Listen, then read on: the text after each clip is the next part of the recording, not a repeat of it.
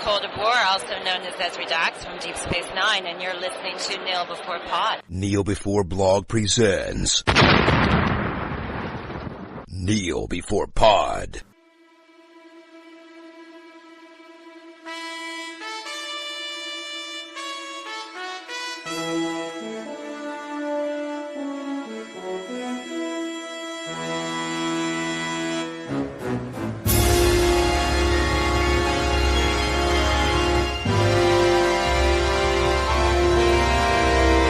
Hello and welcome to another environmental episode of Kneel Before Pod, the podcast that never has time for colourful metaphors. I'm Craig, and to celebrate the biggest day in the Star Trek fandom calendar, we are going to discuss the much beloved Star Trek IV The Voyage Home, possibly better known as The One with the Whales. First thing I need to do is beam aboard the other contributor.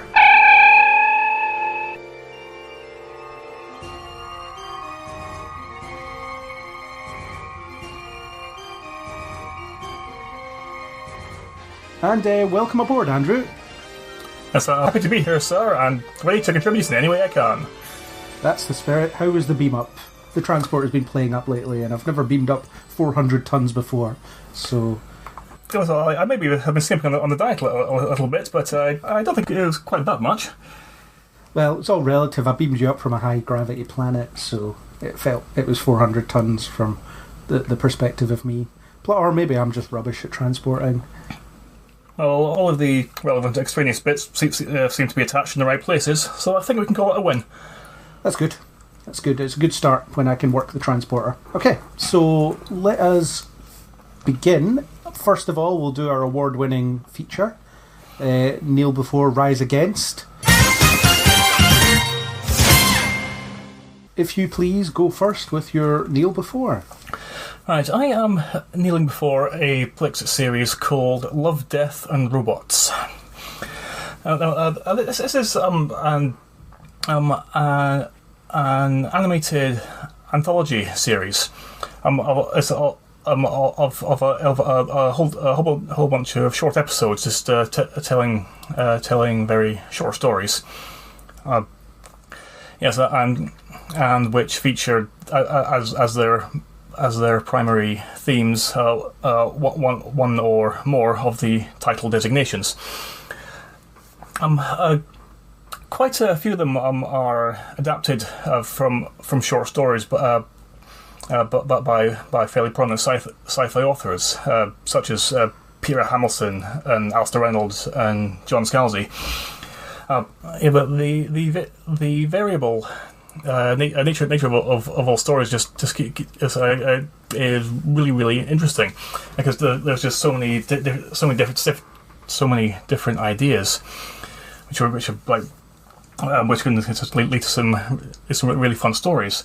Like there's one of my favourites is a bunch of redneck farmers who are piloting mechas to defend their valley against these kind of demonic entities who keep on appearing through this interdimensional portal. As you do. And there's another one detailing how the dominant life form shifted from humanity to sentient yogurt.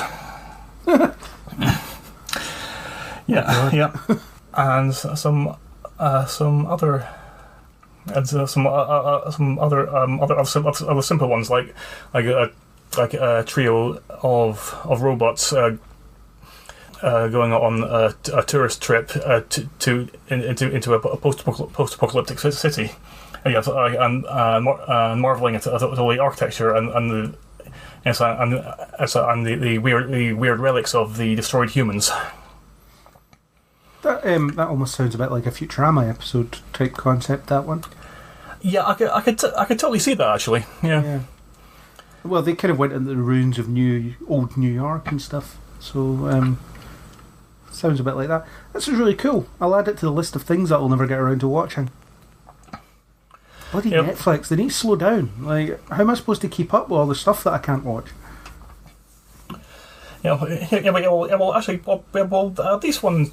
These ones shouldn't take that long to get through, because the longest of the episodes is something like 17 minutes.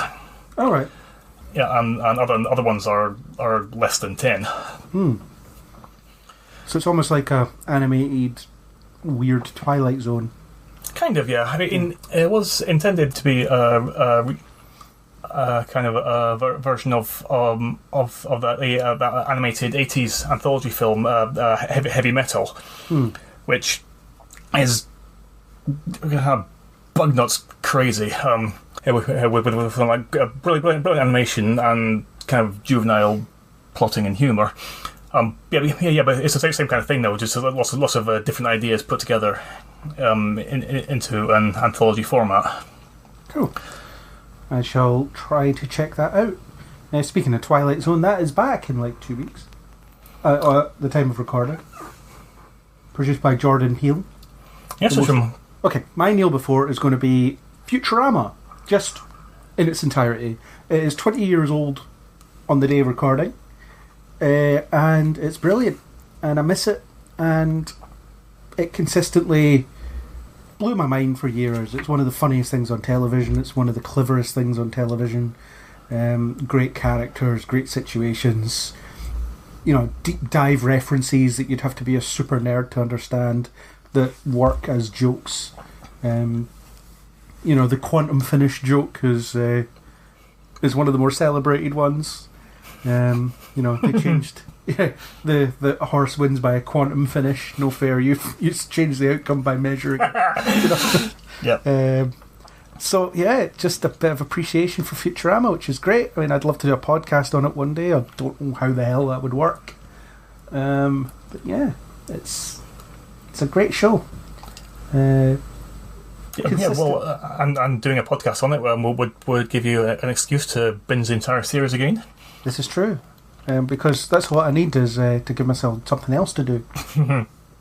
Also, Futurama have predicted the title of Star Wars Episode 9, Yoda's Bar Mitzvah, in that universe. So, yes, we shall see. We'll see what JJ comes up with, but if it's not that, it's not just me he's disappointing. It's everybody. This is true. Yeah, so that is my Neil Before. Good old Futurama. What would you like to rise against? Okay, I am rising against the TV series version of Stephen King's Dark Tower series, because apparently that is actually still happening. Really? Yeah. But the film was so terrible. Everybody hated it. It made no money. Mm-hmm. Yeah. Yes, and because of this, instead of completely scrapping property, the name of which will have people staying away in droves, I decided to just carry on with it, but just with different actors. Oh. So it's still going to be connected to that awful film? Well, that's not entirely clear. Because initially the TV series was going to be an adaptation of the fourth novel in the series, which is called Wizard and Glass. The majority of which tells Roland's backstory.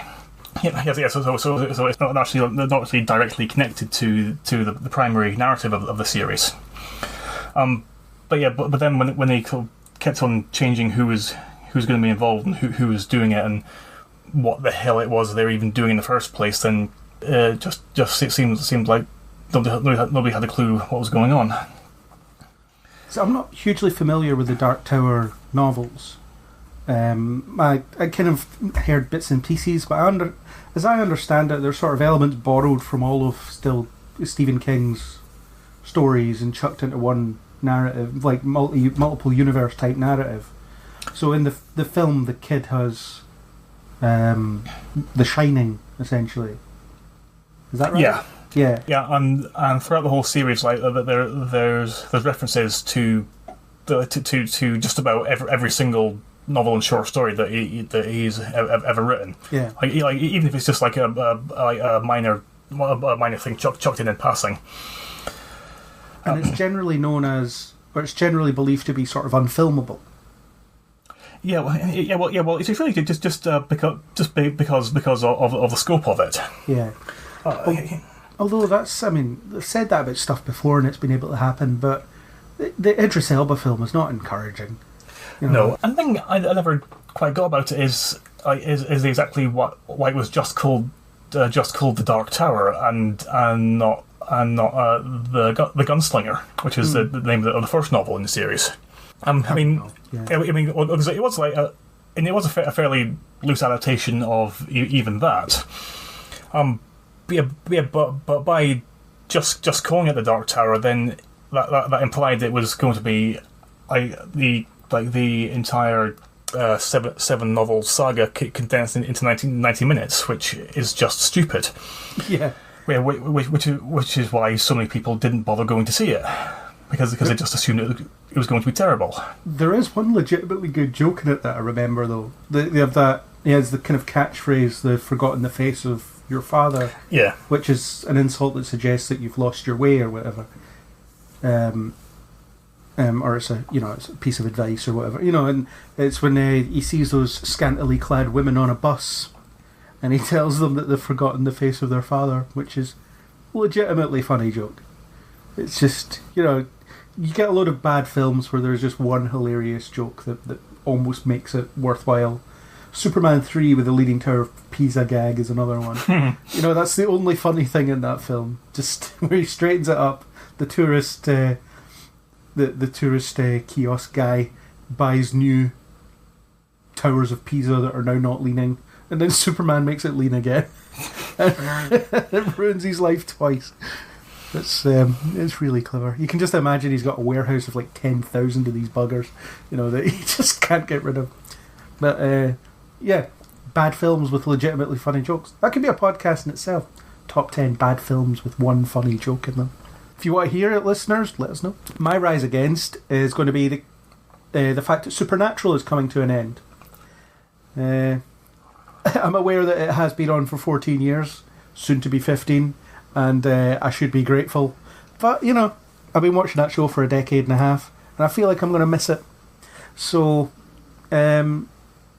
yeah, I'm upset. Well, that it's going to be ending.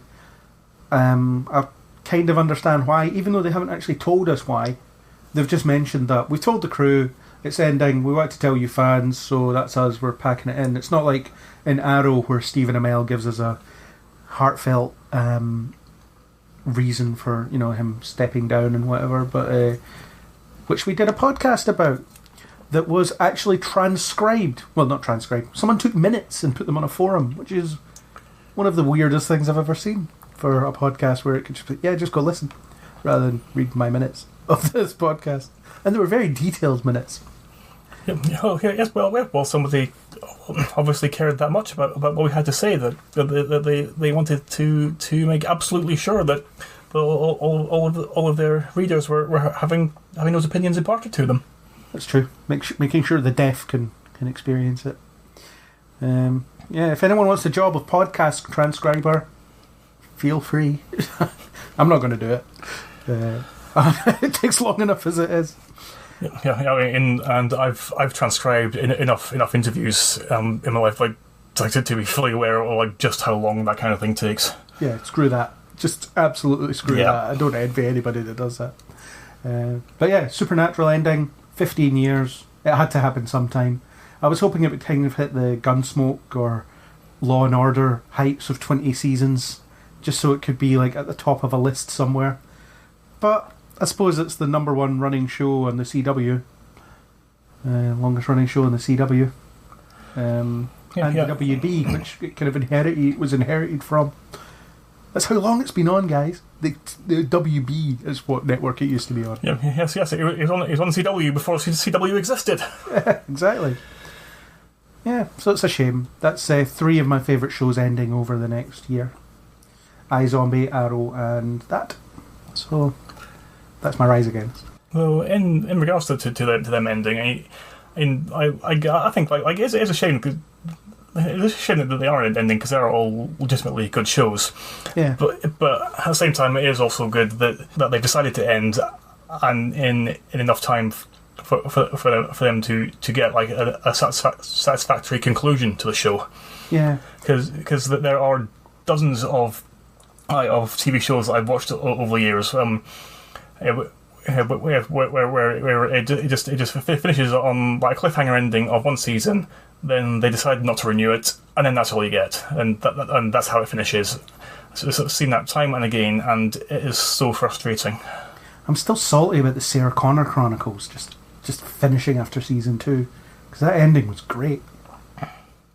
Yeah, I mean, and it had so much potential as well. Yeah. That's what happens when people aren't watching it, I guess. But that's another podcast. And I think we should add Supernatural to the gamut of end-of-season podcasts this year as well. Because I've been trying to think of, since there's 3 people on the podcast that watch it, myself, you, and Aaron, we should do something. You know, we'll need to do something for it ending, but how do you do a Supernatural podcast that sums up the whole series? That's impossible. But at least if we start something with an end-of-season podcast this season, we can start discussing that. Its final season has 20 episodes, I think. So it's a slightly smaller run, but not by much. And it'll probably benefit it in the end, because there's normally 6 or so episodes where they just go hunt a ghost or something like that, you know, and nothing much happens. I like to call those weeks breathers, because it's an easy review. It's Sam and Dean hunt a ghost, they discuss the ongoing plot for a bit, and the episode ends. Job done. Yeah, pretty much. Yeah. You know, it's the usual stuff. But that's a discussion for another time. So that's it. Right, so before we get into our spoiler-free thoughts on this film, I just wanted to, since you've never been on to discuss Star Trek before, wanted to hear what your personal connection to the Star Trek franchise is in general. So what is Star Trek to you? It was like a staple of my childhood and teen years. Because it was one of those shows where some iteration of it was shown like on weekday evenings at like 6:30 on BBC Two. Just after The Simpsons and Fresh Prince of Bel-Air. Exactly. Yes. And when I was younger, one of my favourite computer games was this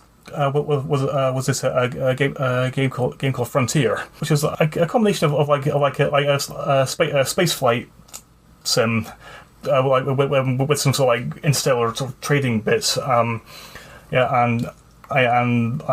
exploration and ship to ship combat kind of thing. I think of like a very, very, very basic version of No Man's Sky. Oh, right, okay. Isn't No Man's Sky a very basic version of No Man's Sky? I haven't actually played it. That could be an unfair assessment, but, you know, it was a good soundbite. Go with it. Yeah.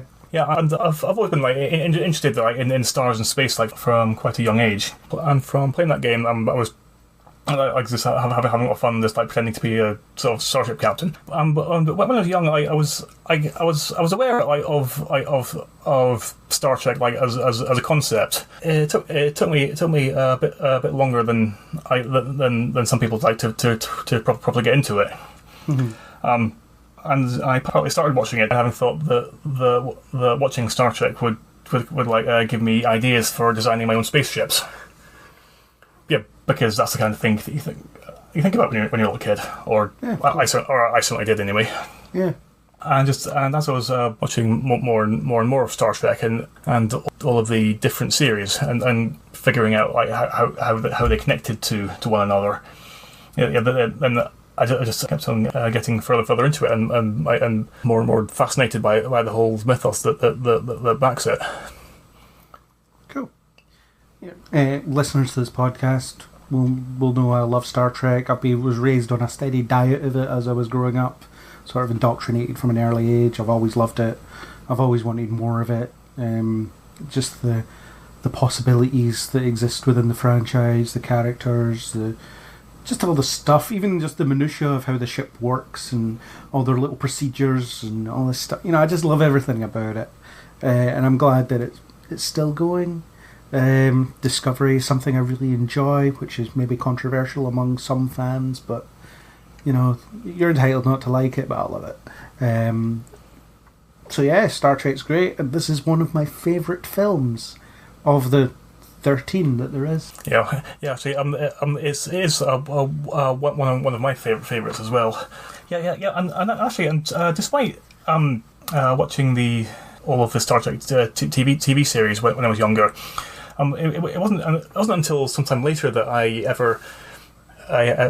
actually watched any of the films, because I can't remember if I wasn't aware that there were any, or I couldn't find them anywhere. It's just like being in like pre-internet streaming days. Yeah. I first watched them. When the guy that I was sharing a flat with at the time had all of them on DVD. So just like over about a week, I just kind of blasted through them all. Except like the very first one, which he didn't have, and also which I've never actually got around to seeing yet. You've never seen the motion picture? No. Oh wow, you are in for a treat. Yes. Well, there's actually one of my friends refers to it as the motionless picture. Yeah, there's also the slow motion picture. That's the other. Yeah. It has to be seen to be believed. You know, it has scenes of them flying around the Enterprise for 5 minutes. Just, yeah, literally. It's just cuts between reaction shots of... It's not even reaction shots, they're not reacting, they're just looking. So it cuts back to looking shots. Kirk just standing there, looking, for 5 minutes as music plays. And it's, yeah, come on guys. I thought the threat was like on Earth's doorstep, and you're like pouncing about, just taking forever, doing nothing.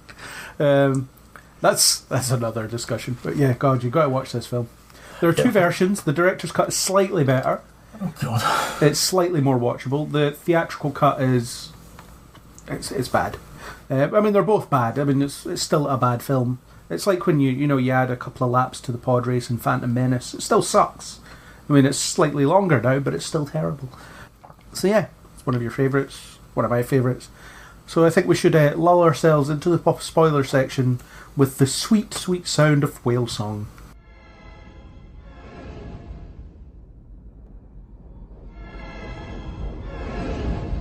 Okay, now we are safely cloaked behind a spoiler barrier.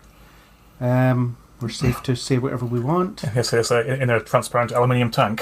Yes, transparent aluminum. Oh, of course, yes. Because the Americans win, apparently, in terms of pronunciation games. So that's something to look forward to. I mean, I suppose it's better than what we are actually going to get in the future, but it's a very different discussion.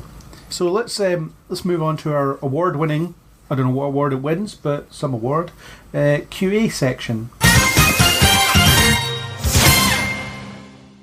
So, we actually have some questions. I went out on the internet scouring for questions, and I will say that Star Trek fans did not disappoint. I got the kind of questions that only Star Trek fans can ask, and I could not be happier. So the first one I will ask is from Ronnie, who says, was it ever established that there's something similar to a helicopter that Sulu flew in his academy days was? I don't think so. Possibly in a novel I haven't read. I get the feeling that if you go to like flight school in the Star Trek universe, you get to fly a litany of different things because you never know what you'll encounter on alien planets and things.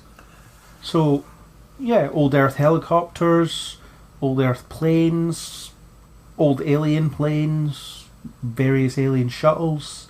So I think you would get a good range of stuff. I certainly don't recall anything specific being said.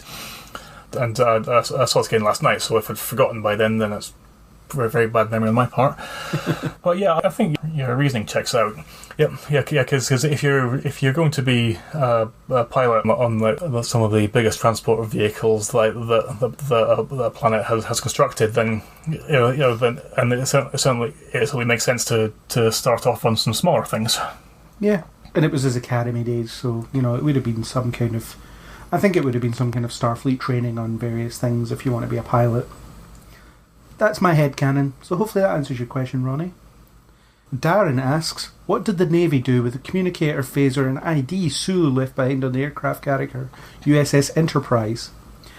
There is actually a non-canon answer for this. In the Eugenics Wars novels, oh my god, that even the start of my answer sounds really nerdy. The Eugenics Wars novels. You're in the right company. Yeah. They established that though they were reverse engineered, and they sort of helped them build things like the Botany Bay, and other things. So I suspect that's what happens. It's a bit like in that Voyager episode where a crashed timeship ends up letting the computer age happen. It's this weird thing that human innovation's not allowed in science fiction. It has to be aliens or people from the future or aliens from the future that help you invent everything. But I don't know. It seemed that the equipment wasn't working all that well. Although it is possible that, considering how incompetent these military people are, they might have just thrown them in the bin because they just thought they were rubbish. Because they were just kind of laughing at Chekhov and not taking him seriously. So it's anyone's guess, really. I'm going to go with they would have taken them apart and used them to come up with some kind of technology that shouldn't be invented yet. And that kind of reasoning does certainly track like with a few other instances in the films where they were just blithely dropping like futuristic knowledge, around and completely ignoring any potential paradoxes that might create. Yep, the temporal prime directive is woolly, you know. You don't have to really worry about it. So the next question is, why was Scotty's rank pin still showing Commander when he had been promoted to Captain and was wearing the Captain rank pin in Star Trek 3? And the guy that asked this has the greatest name ever, Elfkin Chewy Breakwood. That is magnificent. It really is. So, again, that question is exactly the kind of question that can only be asked by a Star Trek fan. I'm going to go with my in-universe headcanon explanation is that's never the job that Scotty wanted. So when he was being, since he was being exiled and his career was likely over anyway, why not just put back on his commander badge? Because that's what he wants to be. Yeah, that works for me. That's a good answer. Yeah. It's also possible that the costumers just messed up. Who knows? But I'm just going to go with that. It's a vanity thing on his part. Because he did say in Relics, the TNG episode, that he never wanted to be anything more than an engineer. And he kind of resented the promotion in Star Trek 3. So I'm going to go with that. The next one is sort of related. It's from Michael, who asks, if the Enterprise crew were on Vulcan for months, why are they still wearing the same clothes they were in Star Trek 3? I would just assume it's because if those are like their you know like the clothes they have, then they would have like a kind of like different copies of the same clothes, maybe. Probably not. I mean, they didn't pack a bag before beaming off the destroyed Enterprise. They didn't seem to pack a bag for stealing the Enterprise either. You would think the Vulcans would have the ability to give them some extra clothes. At least for Spock, he could have had one of them Smurf hats that the other Vulcans have, instead of like his bathrobe. I mean, they do it because it's recognisably what they were wearing in the previous film, and it's possible they just, it's like the last day of your holiday. It's they wear their old clothes to travel. So they were cutting about in Vulcan stuff for the past 3 months or however long it was, and then decided to put their own clothes on for going back home. Now, although I've always wondered why the Federation couldn't just send a ship to pick them up. It's like, yeah, you fix up that bird of prey and then come back. But never mind. It's one of those plot holes we just have to put up with to let the story happen. It's just one of those things. Okay, next question. Is it true that Gillian Taylor, Catherine Hicks' character, was originally supposed to be played by Eddie Murphy? Why didn't that happen? That's from Benjamin. The short answer to that is yes. I don't think it's exactly yes, though. I think it's a version of the script had Eddie Murphy in it at one point. Yeah, what happened was the original version of the script had an astronomer character who was obsessed with aliens. Yeah. And that part was intended for Eddie Murphy. And there was a connection like between Eddie Murphy and one of the writers from a previous film that I can't recall off the top of my head. What happened was Eddie Murphy really wasn't interested, and I think he was actually more interested in playing an alien himself. And when that didn't work out, he instead went off and made the Golden Child. And if any listeners have ever seen that, then you will be painfully aware of which decision would have been the right one. Eddie Murphy did get to play an alien eventually in Meet Dave. To date, the only film I've walked out of the cinema when watching. I'd actually blanked that out. Yeah, I completely forgotten the existence of it. I've never seen all of it. I got about half an hour in and thought I've had enough, and then left. It's just no, this is too crap. Yeah. But I've never walked out of a film since or before that, so that's that. Yeah, good answer. That is the answer. You know a bit more about it than I did. I just know that there was a version of the script that had Eddie Murphy in it at one point, and it didn't come to pass. It's because he was popular at the time, and they thought we'll get him in it because we want to appeal to a wide audience. So getting someone who's popular in our Star Trek film will help. It's funny that he never got Kirstie Alley in a Star Trek film when she was popular. She became popular afterwards. So that's something. Next question. Didn't showing a whaling ship, a Klingon bird of prey, violate the Prime Directive? And then they quoted the moment from Star Trek Into Darkness where Spock says, "You violated the Prime Directive," and Kirk says, "Oh, come on, Spock, they saw us, big deal." And that's from Max. Short answer is, yes, it does violate the Prime Directive. Well, it is a good way to dissuade your whaling ship from killing the whales. And I suspect that these whalers wouldn't have actual proof, and it would just be dismissed as one of those cockamamie UFO stories that still permeate our planet to this day. So I feel like for Kirk it was a calculated risk. Yeah, though if you are going to cite established Trek rules, then I don't think Into Darkness is really the best source to take them from. Well, they're kind of right on the Prime Directive, and they had something interesting in there, but yes, it's terrible.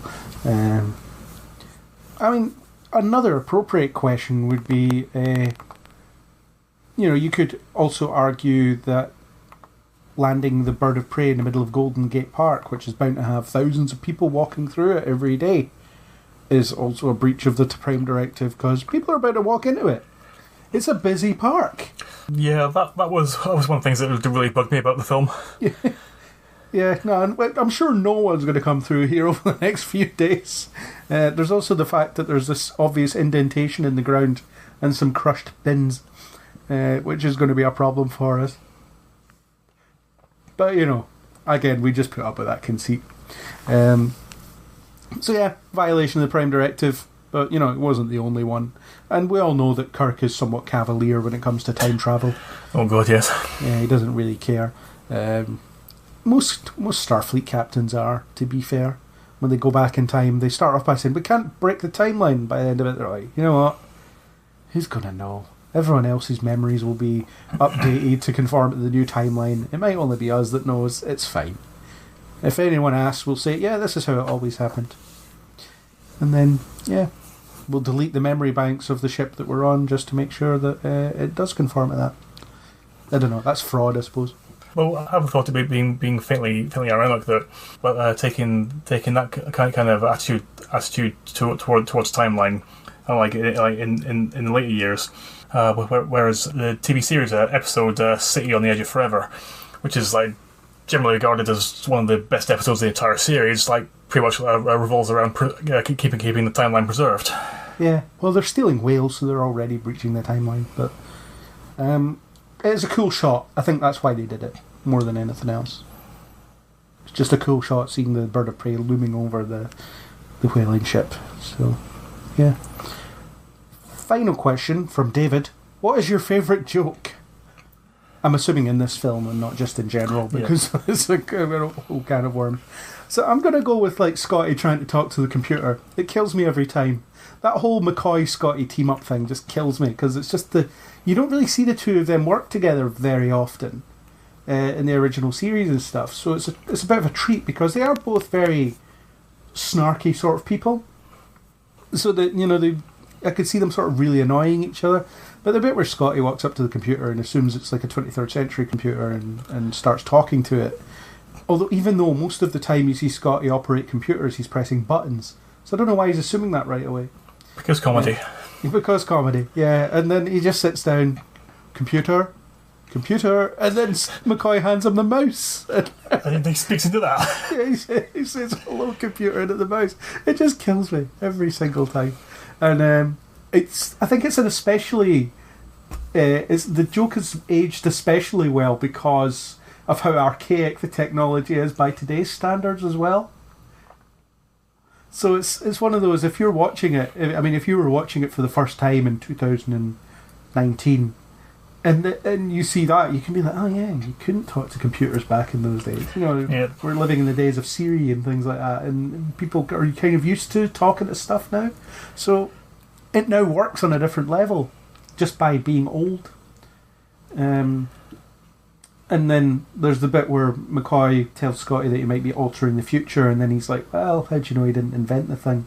Which I find hilarious, because it'd be like me going back in time and inventing double glazing.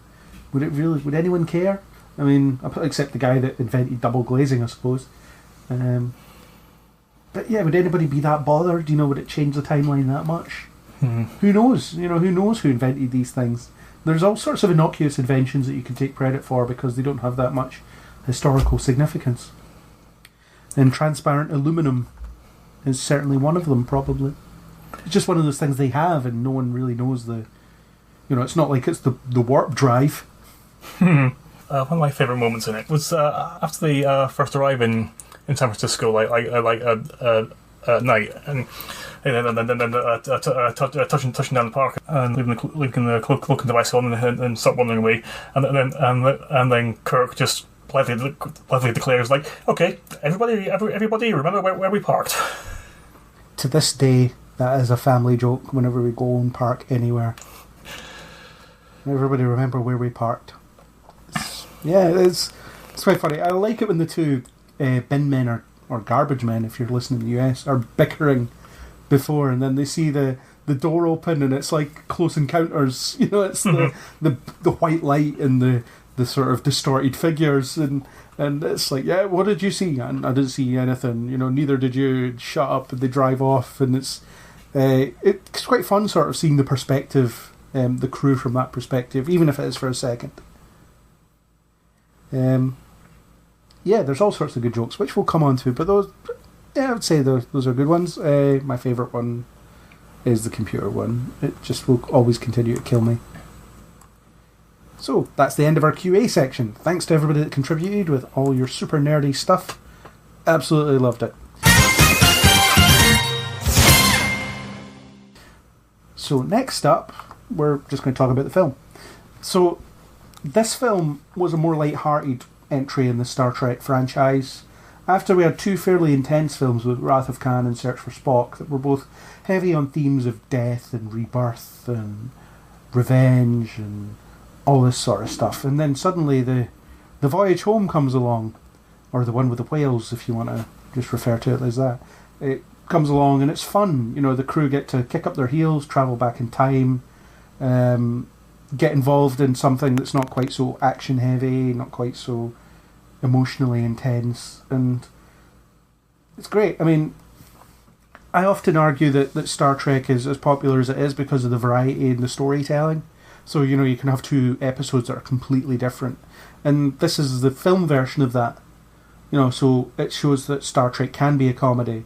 The cast can apply themselves to this sort of stuff, and it still can be taken seriously enough within the confines of itself.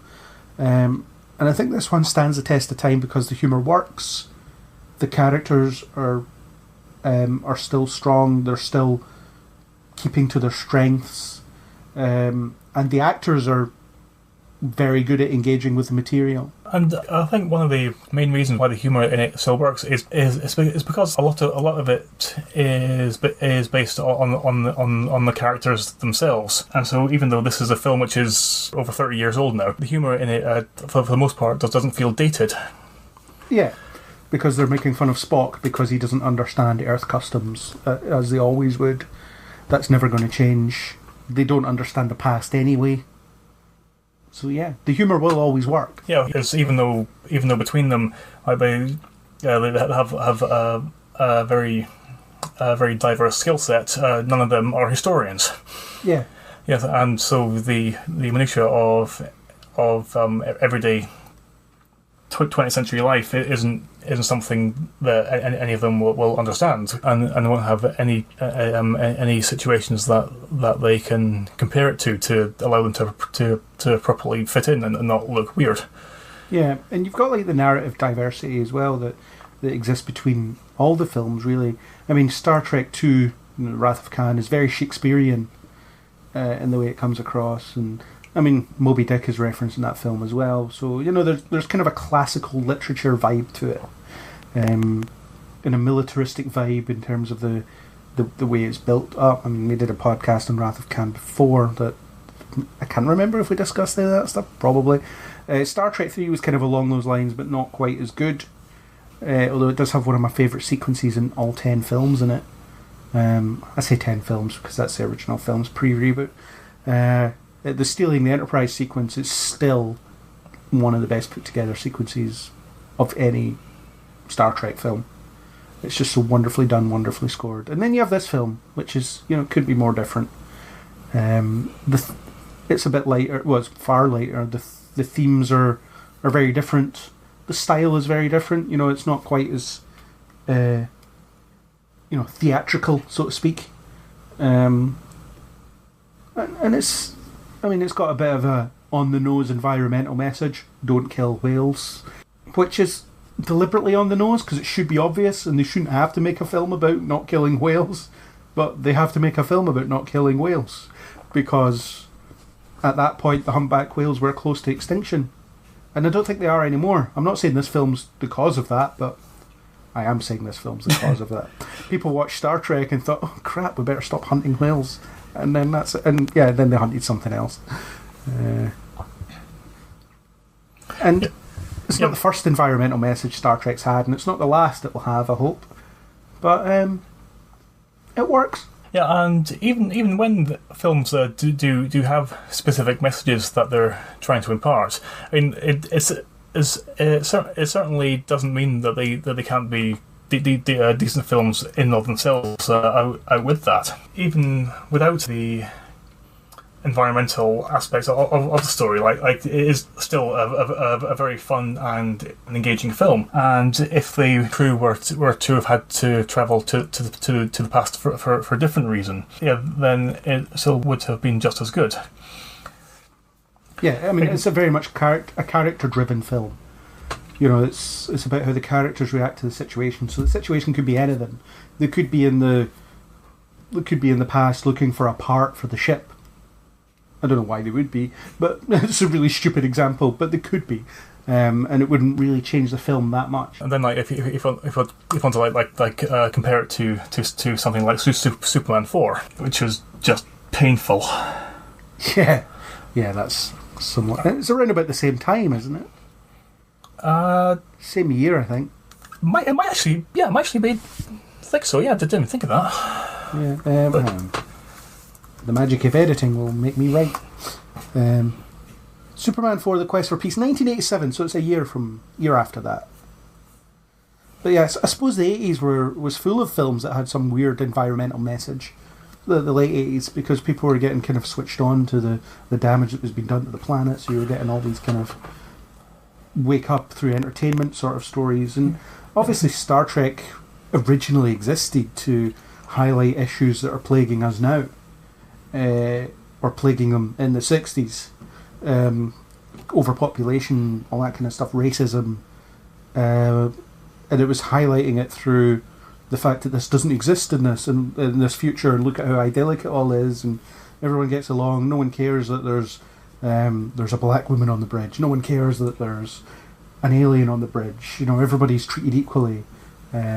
According to the rank, I mean, the Russian guy is still an ensign and is treated like an ensign, but he's not an ensign because he's Russian. He's just an ensign because he's young.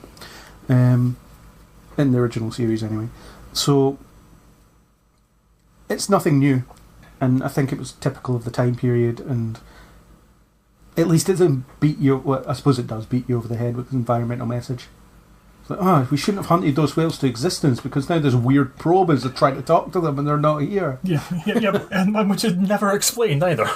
Yeah, you just don't have to think about that. I mean, I think if they'd sat down and told us the probe has been sent by this alien race who talk to whales because it helps them understand the culture of the planet through the whales' observation, you'd be like, I don't care. I don't want to know. Yeah, actually, you're right. Actually, saying it out loud, that actually sounds really stupid. Yeah, it's almost like in Prometheus, where they learn that the engineers dropped blood into the ocean, and or dropped whatever it was into the ocean and created the human race. Like, I don't need to know this. Why are you telling me? Yeah, I don't consider the events of Prometheus canonical to anything. That is, it's just a thing that exists and should not be considered for anything to be connected to anything else at all. Yeah. So, for some reason there's an alien race that wants to talk to whales. And only whales. And they've sent a probe because the whales aren't talking to them. And they're wondering why. And that's it. I mean, it completely beats you over the head with the environmental message. If only we hadn't killed those whales, then we wouldn't be dealing with this problem. I'm just not looking forward to the Kelvin-verse version of that story. I mean, we'll never get it, but can you imagine? Presumably it's on its way. Yeah, I'd really rather not think about it. It's just because of like the complete and utter lack of anything resembling subtlety that the Kelvin verse has largely had thus far, and I shudder to think how what they would do with an environmental oriented story. Yeah. Yeah. Plus, the humpback whales aren't extinct by the beginning of the 21st century, so we're okay. Yeah. Well, maybe be like white rhinos or something somehow. I don't know how that would translate to interstellar communication, but because whales. That's why. Yeah. So, in terms of the structure of this film, they split the characters into teams. There's, 3 main teams.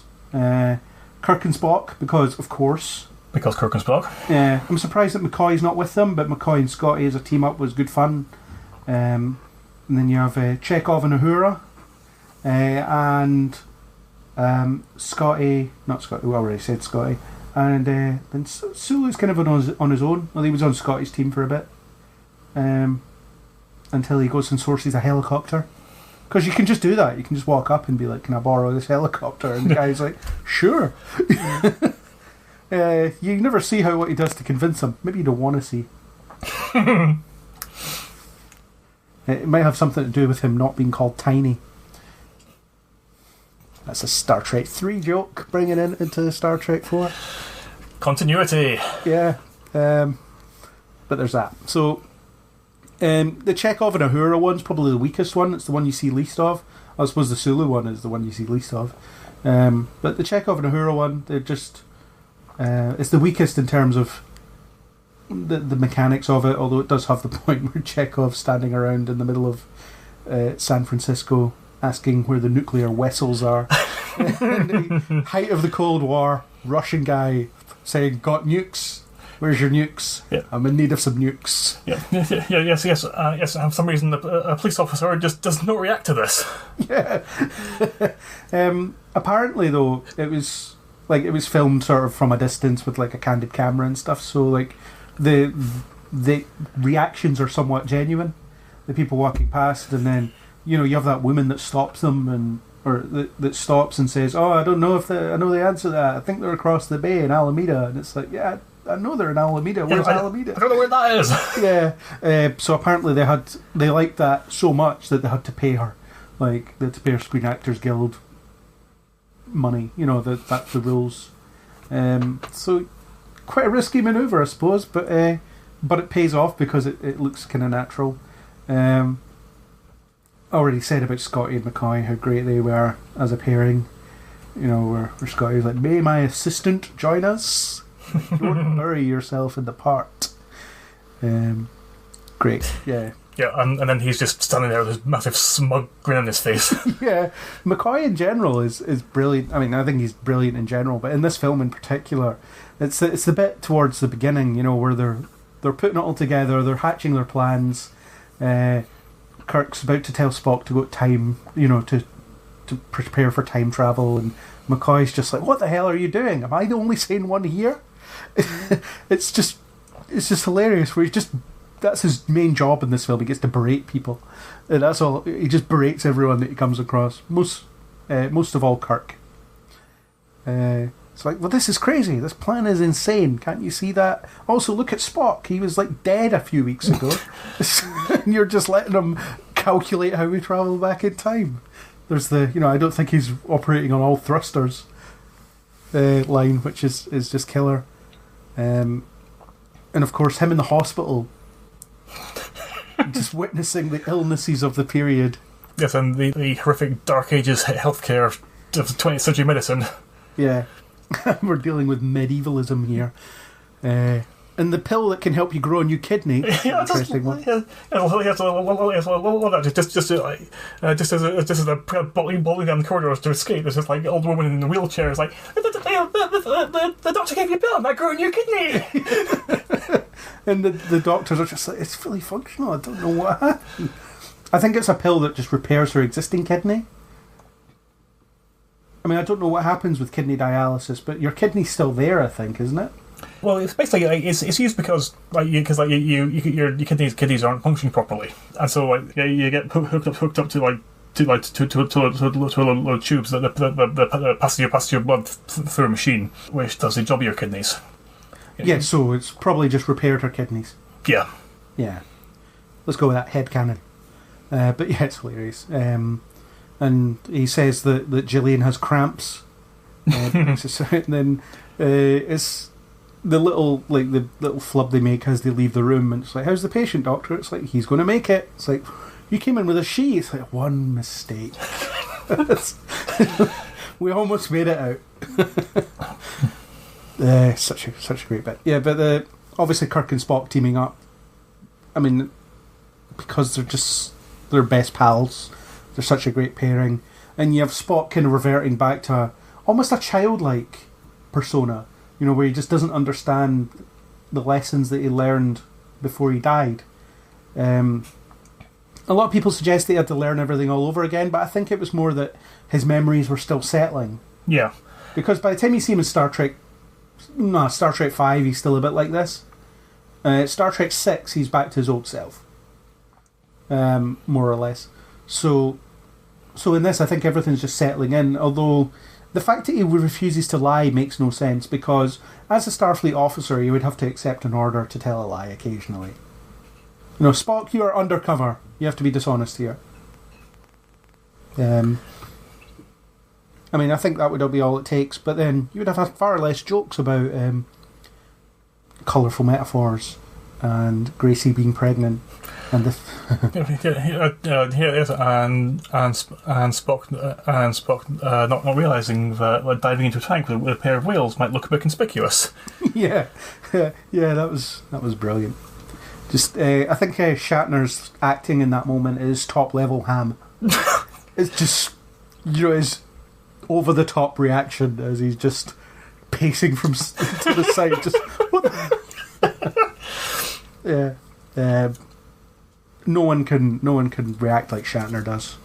Just like no one raises an eyebrow like Leonard Nimoy does. And even Kirk, like, for all his knowledge of the past, apparently doesn't know that much.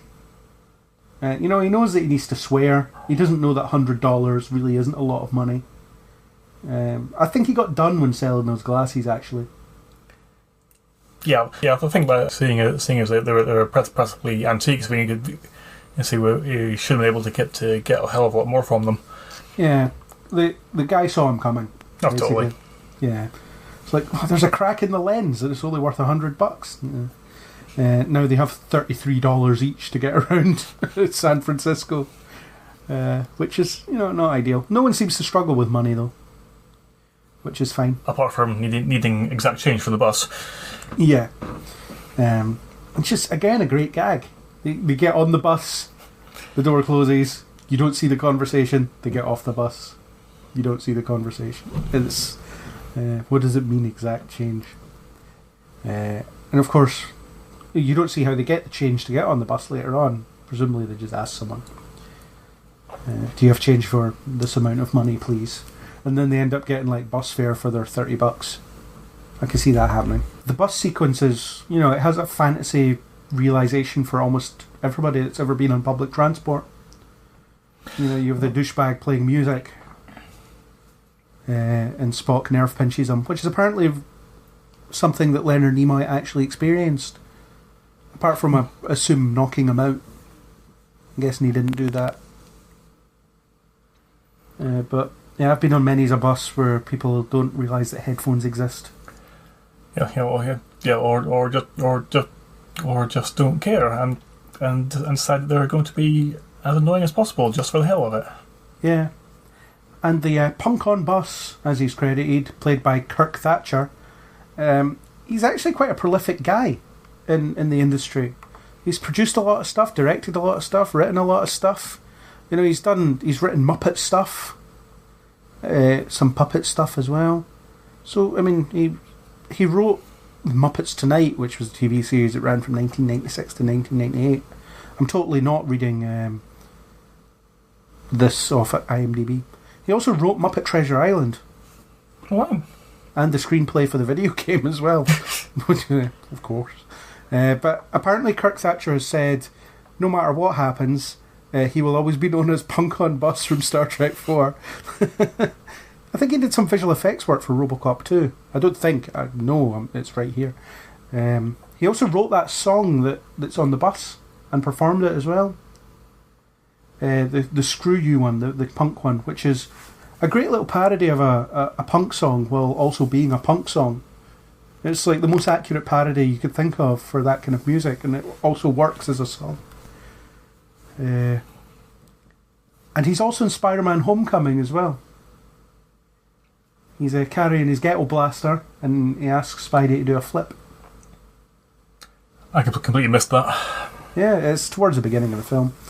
Next time you watch it, look out. It's there. He's like punk on street in that film, I suppose. Yeah. So that's that. Bit of trivia for you. So obviously this film introduces a new character outside of the original series crew called Gillian. Gillian Taylor, Catherine Hicks plays her. She's a cetacean biologist. She's kind of just there for nuisance value. She's there to get in the way. And then she uproots her life and goes to live in the 23rd century, which must make her a really bizarre missing persons case. Yeah, that was one of the things that I always thought about that film. It's like how that worked for her just randomly disappearing one day and to never be seen from again. Yeah, I mean, I suppose people vanish all the time, so it'd just be one of those. I guess it would be a missing persons report that would just get forgotten about eventually. She did say that she had nobody in her own time. So presumably people at work would have missed her. Like that douchey guy.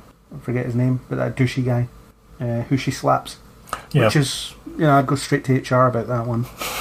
The tour sequence in the Institute always kind of baffles me because they walk over at that screen and they just show like whales being brutalised. Presumably that tour is enjoyed by children. It's a bit intense to be showing people. Perhaps they're an institute who don't believe in coddling children from the truth. Yes, I think they should learn that at a young age, or what a brutal and violent and unforgiving place the world is. Yeah, it's like, oh look, whales are hunted. Here's a video of their intestines spilling out on the deck of a ship. It's like, oh my god! They get to the restaurant at the end of the tour, and it's like, you got any salad, please? Like, no, that's fine. I don't want. And I'm not hungry. Oh, look, here's our humpback whales. You may recognise them from being cut open about half an hour ago. Great animatronics for the whales. Yeah, they were actually really impressive, and I believe like all the effects stuff was done by ILM. Yeah, and hilariously, you can tell when they cut to like documentary footage of whales like frolicking in the water, especially at the end where the footage looks completely different from the scene that precedes it. Yeah, so in one shot they're just swimming majestically through the ocean, and next they're just kind of like sat there in the tank motionless. Yeah. And apparently not too disorientated about what the hell just happened. Yeah, well, apparently Greenpeace, I think it was Greenpeace, some environmental agency anyway, wrote letters to Paramount about like the mistreating whales for the production. So like the animatronics were that convincing that people got annoyed about them, like letting Leonard Nimoy swim with a whale. It's like, no, he didn't actually do that. You thought those were real? And that wasn't Leonard Nimoy, that was some stunt guy. Could Leonard Nimoy hold his breath that much? Gillian's one of those weird characters. You always have this in sci-fi films where you have this character that has to acclimate to this larger world they're suddenly become a part of. So, Luke Skywalker, for example, in A New Hope, doesn't really care about his uncle and aunt being burned to death, and he just kind of rolls with the punches after that. And then you've got Gillian, who learns about the future. She learns about sort of aliens.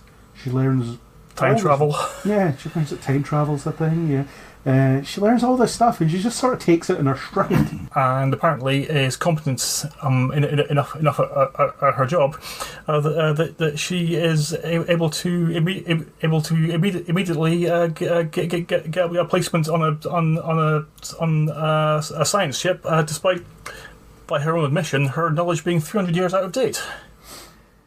Yeah, I'm guessing it's some kind of science vessel, like water-based science vessel that's going to study the whales. That'd be my guess. Yeah, that would work. Yeah. So she doesn't really need to know that much, but yeah, it's a bit weird. I'm surprised they're not charged with messing with the timeline by stealing this person. Although she kind of stole herself, I suppose. But yeah, she's there as a kind of a shortcut through some of the extra stuff. She gives Kirk the information that he needs about the whales, helps him with the hospital visit, helps him with all this stuff. So she's kind of there for nuisance value, really. And also because apparently William Shatner demanded to have a love interest. Yeah, although I don't really see her as a love interest. No, I didn't either. I mean, because there was like one random dinner that they shared, but Kirk doing his best to be all charming, but it didn't really come off as anything romantic. No, I mean, he puts the moves on her, but that's more as an attempt to get information. That's just what Kirk does. If there's a woman, he's going to try and charm her. Yeah, it's like his default reaction. Yeah, that's what he does. And he doesn't have Spock there to cramp his style at that point. I love his reaction when he drinks the beer. Michelob, though, it's dreadful beer. You don't want to be drinking that. It's American crap. Don't think I've ever tried it. No, I don't. It's I think it's American anyway. I know it's drank a lot in America. I had some when I was in New York, or I witnessed it when I was in New York. Michelob is a low carb and low calorie light beer. That's Michelob Ultra. It has 2 stars on ratebeer.com. Because of course that website exists. Of course. The internet, yeah, the internet is nothing but rating stuff. Oh, yeah. St. Louis, Missouri. So yes, it is American crap. So yeah, just a bit of beer facts for you there. I get the impression Kirk hasn't drank a lot of beers, because he'll have some weird future stuff. I think he'd drink whiskey, I suppose. We've seen him drink whiskey and some stuff. I'm not including the Abrams stuff in this. I'm sure he's drank whiskey with someone. He has a drink in Star Trek 3, but I'm not sure what it is. I don't know. Like this is what being a Star Trek fan is. You start asking what they're eating and nonsense like that. It's really weird. It's a really weird fandom, but I love it. It's my fandom. Yeah. Just constantly obsessing over the tiniest detail. Yeah, that's what we do. Mm-hmm. One of the major arcs of the film, to get back to something resembling a point, is Spock sort of finding himself again. So, the dynamics there. He still trusts Kirk. He's still got a good back and forth with Kirk, but he's not all there. He's struggling a little bit, and I love it when McCoy walks up and wonders what it feels like to be dead, and asks him, and he's like, "I couldn't possibly discuss that without a common frame of reference." And it's like, for God's sake. It's like, you mean I have to die to discuss your insights on death? It's like, yep. And Spock's, he's a bit like that guy in the office that just won't talk. He just won't talk to you about anything. It's like, no, I have work to do. Please leave me alone. Please come back and discuss this during the designated break periods. It's like, oh, come on, Spock. And there's other little instances of that, just where he just doesn't get it. I've already mentioned his lack of ability to lie. And when Kirk tries to pass off his weird behaviour by being part of the free speech movement, and he took a lot of LDS. And it's like, so you're at Berkeley? I was not. So I think by the end of the film, he's starting to understand bits and pieces. He has this. He's the one that suggests they have to go find Chekhov because that's a human thing to do, even though it's not the logical thing to do. And you have the payoff of his standardised testing at the beginning of the film, where the last question is, "How do you feel?" And he understands the question by the end of the film, which is a nice connective tissue between the two moments in the film. The testing sequence is hilarious, just with this hyper accelerated computer voice just asking quick fire questions.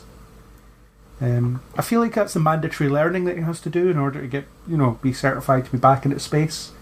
When you work in an office and you have to make sure you're up to date with your data protection, e-learning. Oh God, don't start, really. Yeah, make sure you understand what money laundering is before you're allowed to work here. And the job that I had in the firm of lawyers, keeping on top of all that was literally my job.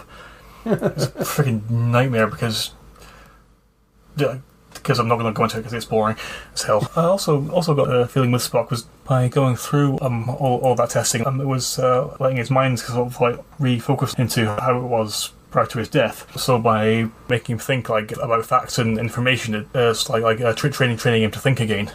Yeah. And to be able to retain facts and information. Yeah, and it's good that the film is essentially bookended by him having moments with his parents. So he has that moment with his mother who gives him the kind of the emotional support. Tells him, basically gives him the thing to think about throughout the film. The message in Wrath of Khan was his belief is that the needs of the many outweigh the needs of the few, which is a completely utilitarian outlook. The idea that you would kill one person to save 1,000. Fine, that's a logical way of putting things. And Amanda helps him contextualise the actions his crew took to save him, because the needs of the one was more important than the needs of the many as far as they were concerned. Spock was that important to them, and part of it is him understanding that, and I think him agreeing, or him suggesting that they go find Chekhov, despite him being, despite that being a kind of breach of that needs of the many mantra, is him understanding that no, some things are more important, and some things are worth the risk. Sometimes some things are worth potentially sacrificing many people for. Yeah, and that quality of life isn't something that you can measure numerically, despite that at times not seeming logical. Yeah, and the scene he has with Sarek is great as well. It's actually the second scene they share together in the whole franchise, because he's only in one episode of the original series. They share a couple of scenes in that episode, so it's only the second thing that they've been in together that they share a scene, because they don't really share any scenes in Star Trek 3, because he's dead for most of it, or a blank aging body for most of it. So it's it's great to see them sort of getting on the same page a little bit, where Sarek tells him, I opposed your enlistment in Starfleet. It's possible that was I misjudged that, and your friends not that bad. You think Sarek could have pulled a couple of strings to get Kirk's Enterprise stealing a bit legitimised, but I don't know what influence Sarek has as the Vulcan ambassador, but it's a great scene. And Sarek's earlier scene where he just wanders into that meeting, there's so much gravitas to him. Mark Leonard is incredible in that role. Yeah, I totally agree. It really takes somebody with a certain amount of presence to be able to pull off something like that and make it seem believable. You could just walk into a room and just immediately command it. Yeah, and James Frain's good in the role. I think I'm not sure whether he commands as much ownership of the part as Mark Leonard did, but he's actually had more time in the role now, way more time. In terms of actual physical minutes of screen time, but I think the guy in Star Trek 09 was pretty crap though. Ben, whatever his name was, he wasn't that great. But this, can't remember.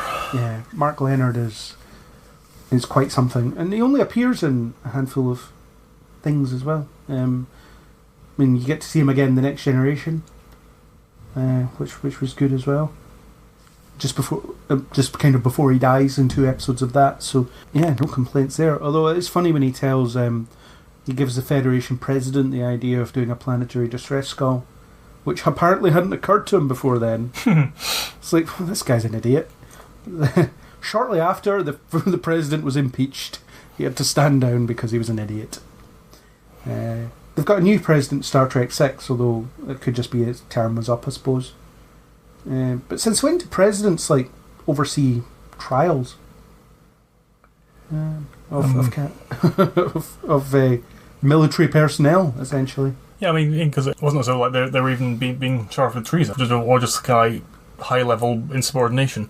9 violations of Starfleet regulations, which is cut down to 1, because they saved the planet. That was lucky. Otherwise, can you imagine what would have happened? But it's just funny reading out when they read out the charges, and then it ends with them. Oh yeah, we're going to demote you and give you command of a starship, which is what you want. So great, you can be out there making more trouble for us. It's a great idea. Yeah, so just head out and accept your punishment of doing everything that you wanted to begin with. I feel like if I saved the galaxy, I wouldn't want to be put back to work. I'd want to never work again. True, but then you do hate your job, though. This is true, but even if I did like my job, I want to be set up for the rest of my life, and I don't want anyone to bother me ever again. But in the Federation, people like their existence, I suppose, so Kirk can't imagine them being anywhere else but the bridge of a ship. Which is fine. Yep, yeah, because their whole society operates on everybody being part of a collective. Yeah. Not like the Borg, though. That's a different collective. No. Yeah. So the film ends with them getting a new Enterprise, and they're back out doing the stuff that they want to do again. They call I say they. I don't know who they are. People call the 2, 3, and 4 a trilogy, and they are. They follow directly on from each other pretty much. And this ends with kind of a reset, I suppose. They're back to square one. They're back to whatever they were going to be doing, and then we can look forward to so many more adventures with this crew And then we get the final frontier, and and then they go off and meet God. Yeah, or some being that claims to be God. What does God need with a starship? Yeah, which is just the one line that everybody remembers. Yeah. I still think it's hilarious that Spock's half-brother, Cyborg, was supposed to be played by Sean Connery. And I try and bear that in mind every time I watch it. God, I'd forgotten that. Yeah. That's another podcast. Star Trek 5. Oh, God. Wow. Next year. Possibly. Although the interesting thing in this film is that you don't see the Enterprise unless you include the aircraft carrier, which wasn't actually the Enterprise, it was the Ranger. The Enterprise was out working at the time, I think. So you don't see the Enterprise until the last couple of minutes of the film. But they have the Bird of Prey, which is great. I mean, I love the Bird of Prey design, but they use it so well that it feels deliberate, even though it wasn't deliberate to kind of have that left over from the previous film. It was just they had to escape the Klingons, and stealing their ship was the only way to do it. They weren't planning a time travel story. But it allows them to do things the Enterprise can't. You know, they can cloak, they can land, they can hover over the ocean, and it's disposable. It's perfect. You know, it's perfect for the purposes of this film. So it feels like they were setting it up in Search for Spock to use here, but they weren't. Because they had no idea they were going to make any more films, because they were just... This was back in the days where you didn't contract actors for 20 films. It was just, we'll make this one and we'll see how it goes. We commend the writers Harv Bennett and Meyer on their skills at putting that story together and making great use of a disposable starship that they had lying around from the previous film. So it's a very, very efficient use of resources. Yeah. And isn't it hilarious that a starship that was once captained by Christopher Lloyd travels through time? Irony. Yeah. It's like, talk about typecasting. Once you get up to warp 8.8, that's when time travel starts happening. There's some weird design choices in the Bird of Prey. It has a new bridge since the last film, which is odd. There's also a hatch that appears to go out into space normally, that's just right next to the captain's chair pretty much. So that seems like a weird design choice. Yes, but one of those design choices that turned out to be very useful in the end. Yeah. Fortunately. Yeah. And it also allows for some good jokes. I mean, they always say that the Klingons stink. And McCoy talks about cloaking the stench. And Scotty talks about replacing Klingons' food packs because they were giving him a sour stomach. And then Kirk just chimes in with, "No, that's what it was." So I can only imagine what Scotty was getting up to while eating Klingon food. It doesn't bear thinking about. So in terms of the stakes, I mean, the stakes are somewhat low. You know, it doesn't feel like anyone's in any real danger. There isn't much in... Well, I mean, there is action, but not in the traditional sense. Not in the, firing phasers at stuff. Well, it's mainly just because there isn't actually an out-and-out villain in the film. Like it's more just like a situation that they're reacting to. Take note, producers of new films. You don't need a villain bent on revenge in every single one. Yeah, there's no villain. There's just some problems they need to solve. It's a crisis. They need to find some whales. They need to repair the engines, and eventually they need to get Chekhov back. And that's it. And some of the best Star Trek episodes are where they're not fighting anyone. It's where they're thinking their way out of a problem or devising some innovative seat-of-your-pants solution just to get out of a problem. So in that way, it's the most traditional episode adaptation Star Trek film you can think of. Yeah, well, quite often stories like that can end up being far more interesting. Yeah. Because when your story is solely dictated by action, then there is a very limited number of ways in which situations can be resolved. Yeah, and when it comes down to it, none of which are going to be particularly interesting. But when you have problems which need to be thought around, and the characters need to come up with inventive solutions for out of the box thinking, because you don't already know how they're going to react to it, then finding out things get resolved is far more interesting to watch. Yeah, and the majorly climactic sequence in this film involves opening a hatch. Exactly. And that's it. Kirk has to open a hatch that's underwater, and that's it. That's your action climax. And that's, it's refreshing. I mean, I'm not against action. I love action films, and I love action films in Star Trek. I love action sequences in Star Trek films. I mean, I do enjoy a good space battle, and you got plenty of that in the last two films. Alright, you don't get any of that in the next film. And you get a really good space battle in 6 as well. But taking a break from it, just let us see the versatility of the franchise. The only phaser that's fired in this film is to seal a door. And that's it. Despite the fact they're in essentially a warship, because they can't go shooting up the place.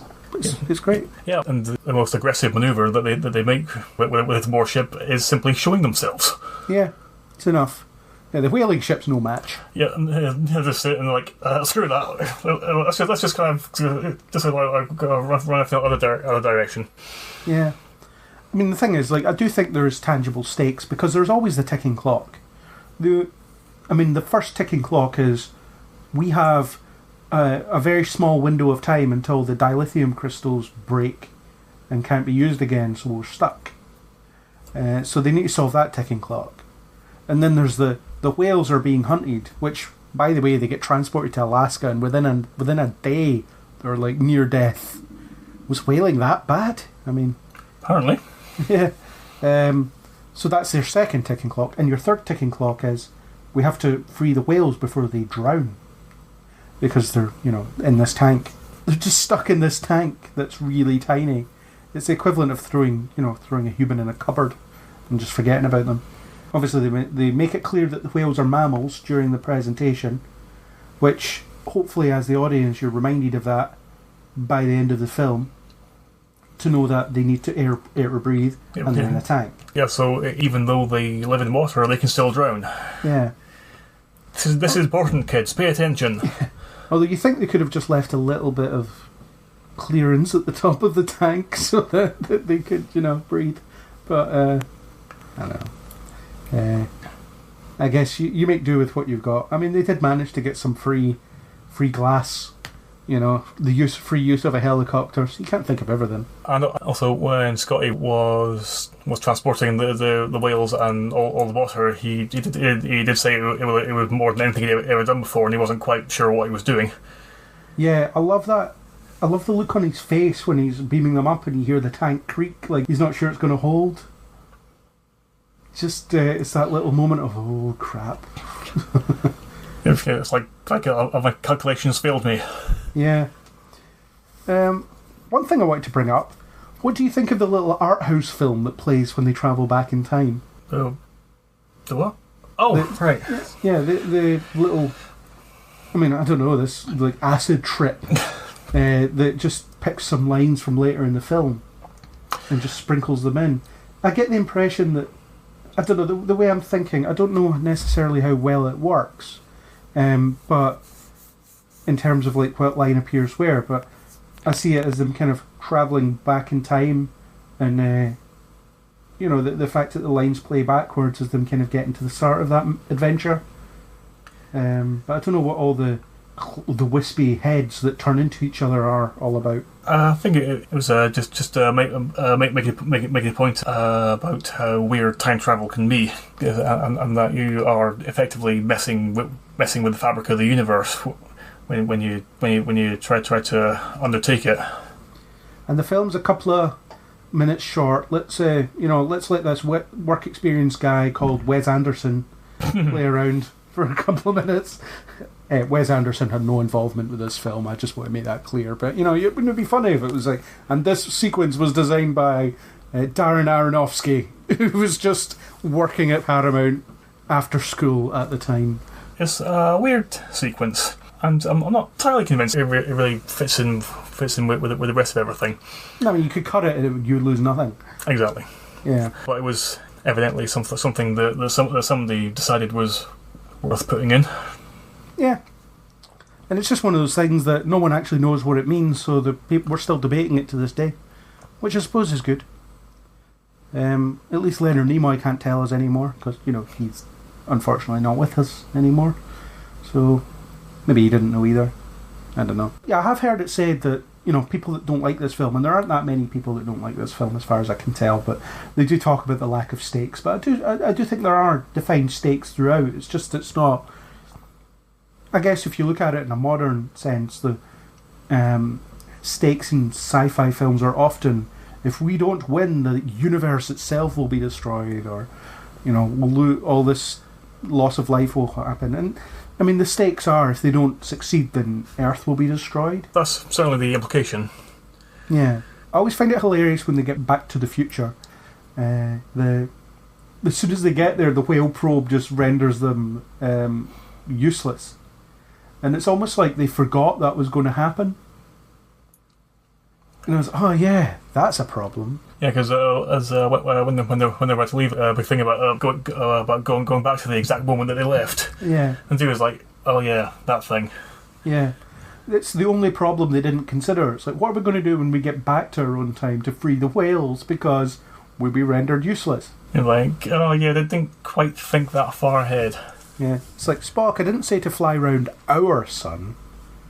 Could have been any sun. I mean, I guess they're just lucky they crashed in the water, I think Star Trek's the only franchise where the Golden Gate Bridge never gets destroyed.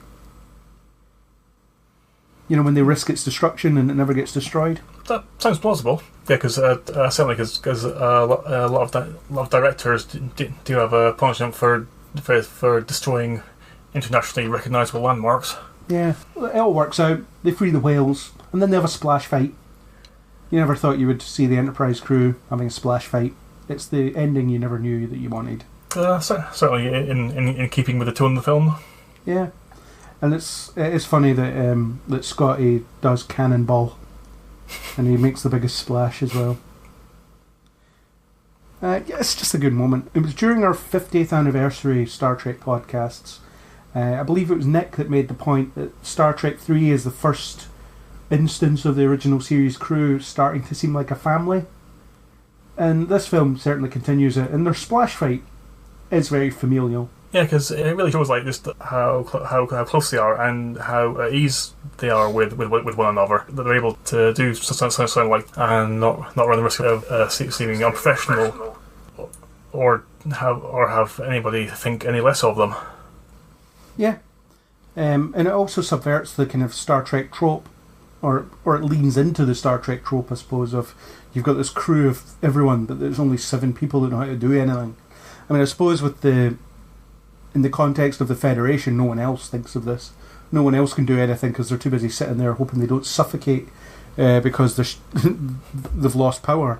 But there are no other crew on the ship, so it is only the 7 of them. Yep. Yeah, I mean, and that certainly gives a reason for why it's the bridge crew doing everything. Yeah. Yeah, they're the only ones there. Fine. So I think on that note, other than us just repeating jokes, I don't think there's that much more to say. Yeah, I think we've pretty much covered everything so far. Yeah. So, is there anything you'd like to say to wrap up? I mean, I'm sure it's not time for a colourful metaphor, but... Just to reiterate that on my first watching of the film, it was one of my favourite installments of Star Trek, and has remained so. Yes, and if anybody hasn't watched it, then they should seek it out. Yeah. Don't know why they're listening to this if they haven't. Maybe they just like hearing podcasts about films that they haven't seen. It happens. It's a bit strange, but it happens. Yeah, I've got to agree. It's one of my favourite Star Trek films. It's one that I can just... It's one of my favourite films, never mind Star Trek films. It's a film I can just stick on, and it's always enjoyable, it's always watchable, I never get tired of it. I mean, I love the original series crew, I love those actors in those roles, so it's just effortless. It's just effortless, and it completely reinforces why people love these characters so much. The writing is sharp, the acting is on point, the characters all play to their strengths. I love that it gives some of the side characters something to do, even if some of them are still a bit sidelined. but still it gives them more to do than, you know, just repeat things that are on computer screens and whatever else. Most of the time, as much as I like Scotty, most of the time he's yelling about how he can't do something and then ends up doing it anyway. And that's just an example. Uhura doesn't really do much except answer the phone, practically. Whereas in this film, she does a little bit more than that. She gets to play the noise of the probe underwater, for example. The bit where Kirk gives a long technobabble order to her about, can you do that adjusting for whatever and whatever? Why didn't he just say, can I hear what this would sound like underwater? It would make more sense, but never mind. So it's just it's the perfect original series film in that sense. That it's very character driven. It's got a good story. It's very lighthearted. It's very funny. It takes full advantage of the chemistry that exists within that cast. Leonard Nimoy's direction is very good. Unfortunately, it leads to Shatner directing a film next, which is problematic at best, terrible at worst, I suppose. And I just love it. And the purpose of this podcast is because it's an important day in the Star Trek calendar, either coming up or has been and gone by the time you listen to this. But we are negative 44 years from First Contact Day. So it's the negative 44th anniversary of First Contact with the Vulcans. Which, we've got to suffer through a pretty significantly bad world war before that happens. I'm not looking forward to that. I think I'll not make it through. Unless I am actually Zephram Cochrane. I drink enough. I actually don't. But, so yeah. So negative 44 years. So I will wish both Star Trek fan and non-Star Trek fan a happy First Contact Day. And I hope it is celebrated in the manner that you're most accustomed to celebrating it. Which is probably just watching First Contact. And you should, because it's a great film. So, Andrew, I wish you a happy First Contact Day. Live long and prosper. And I'm off to listen to the punk and whale song mashup. So, that was our discussion of Star Trek 4. Thanks to YouTuber Neil Strawbridge for supplying his cover of the Star Trek 4 music. If you like what you heard, then please do hit that subscribe button on iTunes, YouTube, or any major podcasting app. iTunes users, please leave us a rating and a comment. We can also be found on Spotify. If you want to talk to us about Star Trek or anything else, then drop us a line on Twitter and Facebook under Kneel Before Blog, or leave us a comment on kneelbeforeblog.co.uk. On behalf of all of us here at Kneel Before Blog and Kneel Before Pod, I'd like to wish everyone a happy and prosperous First Contact Day. Only 44 years to go. We hope you'll join us on the next Kneel Before Pod.